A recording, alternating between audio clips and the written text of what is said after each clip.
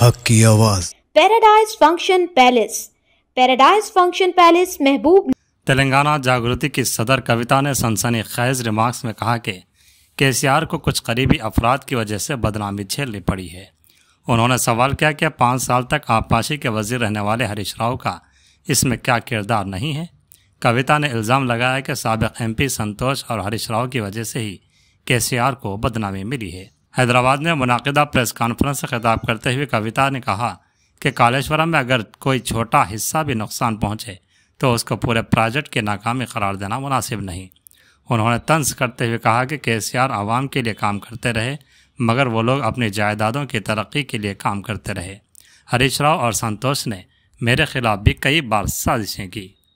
కొంతమంది కేసీఆర్ గారి పక్కన ఉన్నటువంటి వాళ్ళు కేసీఆర్ గారి పేరు చెప్పుకొని అనేక రకాలుగా లబ్ధి పొంది వారు చేసినటువంటి అనేక చెత్త పనుల వల్ల ఇవాళ కేసీఆర్ గారి పేరు బద్నామయ్యే పరిస్థితి వచ్చింది. అయినా మళ్ళీ వాళ్ళనే మోస్తాం, అయినా మళ్ళీ వాళ్ళనే ముందుకు తీసుకెళ్తామని అనుకుంటే పార్టీ ఎట్లా ముందటికి పోతుంది? ఒక బిడ్డగా నిజంగా నేను బాధపడతా ఉన్నాను. ఇవాళ 5 సంవత్సరాలు ఇరిగేషన్ మంత్రిగా చేసినటువంటి హరీష్ రావు గారిది మేజర్ పాత్ర లేదా దీంట్లో? అందుకే కదా కేసీఆర్ గారు వారిని సెకండ్ టర్మ్లో తప్పించిండ్రు. ఈ మొత్తం కాళేశ్వరం ఎపిసోడ్లో కేసీఆర్ గారికి మరక అంటిందంటే 2-3 వ్యక్తులు కారణం.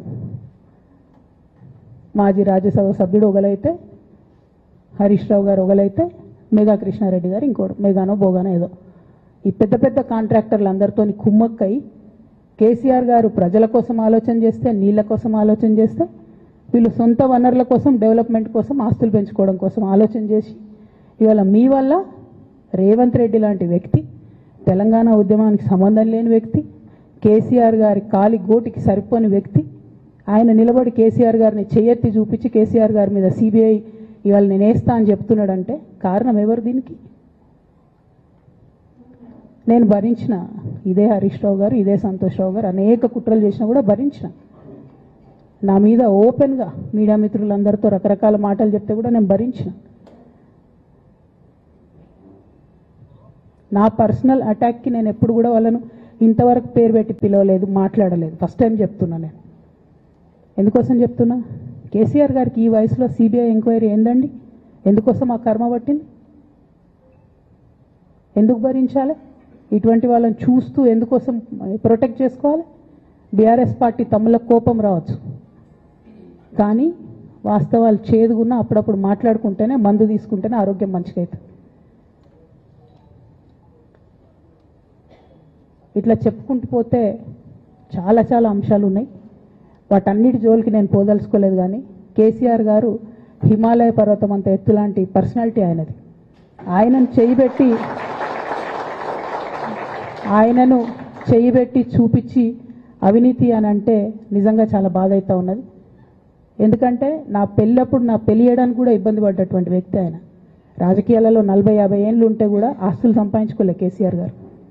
అనేక మంది వాళ్ళు మాట్లాడుతుంటారు, చాలా మాటలు మాట్లాడుతుంటారు, కానీ నాకు తెలుసు, నేను దగ్గరుండి ఆర్థిక పరిస్థితి చూసిన కాబట్టి ఎన్నడూ ఆయనకు ఆశ లేదు. అటువంటి మనిషిని పట్టుకొని CBI ఎంక్వైరీ ఇస్తాం, ఇదేస్తాం, అదేస్తాం. ఎవరు కారణం దీనికి అంతటికి? ఈ చేతగాని కాంగ్రెస్ ప్రభుత్వం మీ ACB వాళ్ళు పోయి కాళేశ్వరంలో పనిచేసిన 3 ఇంజనీర్లను పట్టుకుంటే ఒక్కొక్క ఇంజనీర్ దగ్గర 100 కోట్ల ఆస్తులు వెళ్తే మీకు ఎందుకు ఎంక్వైరీ చేసే దమ్ము లేదు? వాళ్ళు వెనకాల ఎవరున్నారో ఎందుకు ఎంక్వైరీ చేస్తలేరు?